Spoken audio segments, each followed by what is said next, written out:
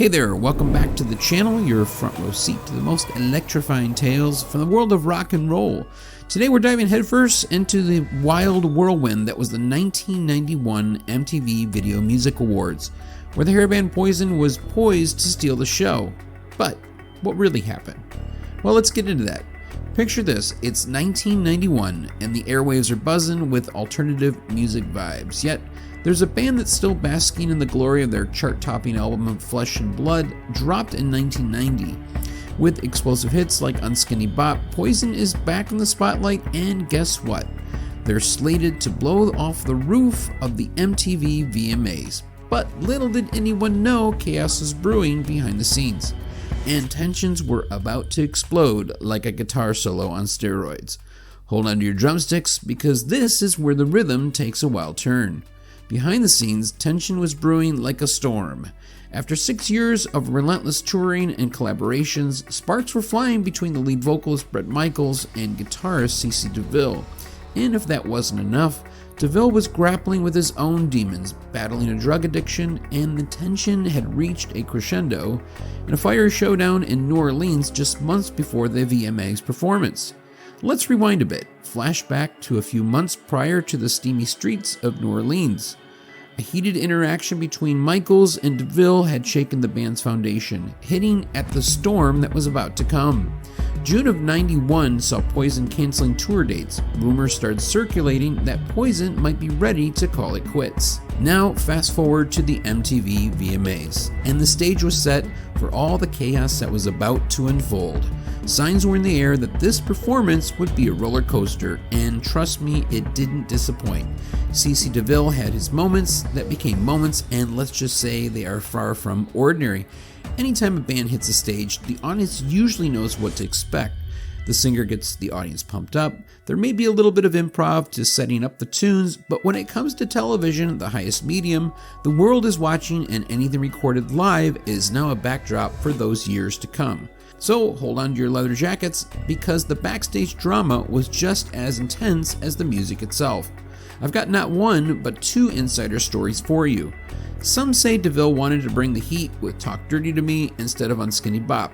Meanwhile, another twist reveals that Bret Michaels threw a musical curveball that left DeVille in the dust as they transitioned between tracks. Did CeCe really want to rock out to Talk Dirty to Me instead of Unskinny Bop? Or was it Bret Michaels' unplanned segue that tripped them up? As CeCe's guitar unplugged mid-performance, even the charismatic Arsenio Hall, his efforts couldn't salvage the chaos. Backstage, fist flew and bond shattered, marking the beginning of the end for DeVille's era with Poison. And to think, the biggest problem I had in the band was everyone just kept turning up so no one could hear each other.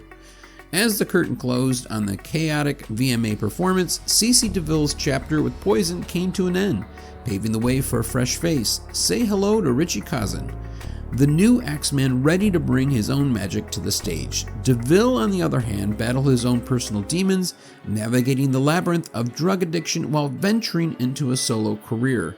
But there's more to this tale. The band takes a daring leap into new musical territory with Native Tongue, a soulful departure from their party anthems. But would it be enough to keep the flames of their fame alive? Critics applauded the boldness of the new sound, but it was a time of seismic change in music. The rise of alternative rock cast a towering shadow, leaving Native Tongue struggling to find its place. The album's bluesy melodies and weightier themes painted a mature picture, shedding the party image that they were known for. While the band felt the rhythm of change, fate had another curveball in store. I hope you're still watching, because as they say, life happens when you're making other plans. Just when things seemed to be back on track, Richie Cousin, the new guitar virtuoso who seemed to fit the band seamlessly, had a new problem. In a shocking twist, his affair with Ricky Rocket's fiancée became the final chord of discord. To sum it up, the band's harmony shattered, leading to the end of an era for Poison. Fast forward to the early 90s, and Poison was poised to create a new chapter with Crack a Smile, but destiny had its own tune to play. In a heart-stopping turn of events, lead singer Bret Michaels found himself in a horrific car crash, enduring broken bones, shattered teeth, and a battered spirit. The sessions for the album were abruptly cut short, as Michaels faced a road to recovery. Time marched on, and by 1995, Poison was on the brink of a new dawn.